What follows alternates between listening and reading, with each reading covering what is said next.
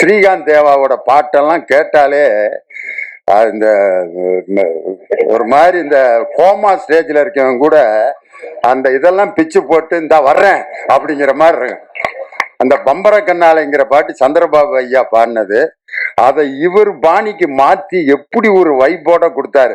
பம்பர கண்ணாலே காதல் சங்கதி சொன்னாலே அப்படின்னு பரபரப்பா ஆக்கி அவர் எப்பயுமே ஒரு மெஷின் மாதிரி இயங்கிக்கிட்டு இருக்கிற ஒரு அருமையான இசையமைப்பாளர். என் மகன் என் கிளாஸ்ல இருக்கான்.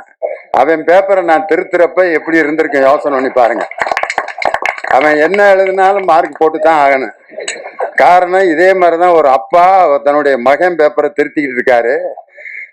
தமிழ் வாத்தியார் அவர் என் பக்கத்துல உட்காந்து திருத்திக்கிட்டு இருக்காரு. மாத்திரை என்றால் என்ன அப்படின்னு இலக்கணத்துல ஒண்ணு இருக்கு.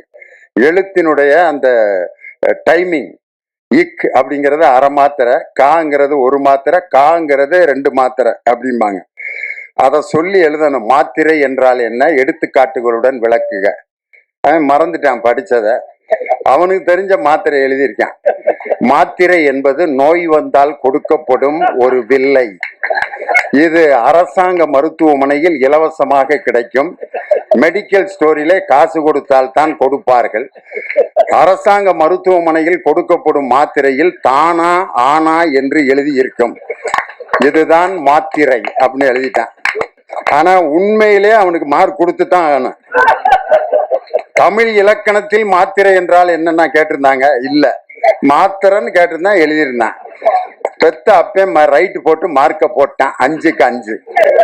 இப்ப என் பையன் நடிச்ச படத்துக்கு நானே போய் பாராட்டி பேசுறது அவ்வளவு நல்லா இருக்காது. ஆனா இருந்தாலும் ஒரு பேச்சாளருங்கிற முறையில என்னை கூட்டு ரொம்ப அருமையா இந்த நிகழ்ச்சிக்கு என் முன்னாடியே பேசினாரு. ரொம்ப சந்தோஷம்.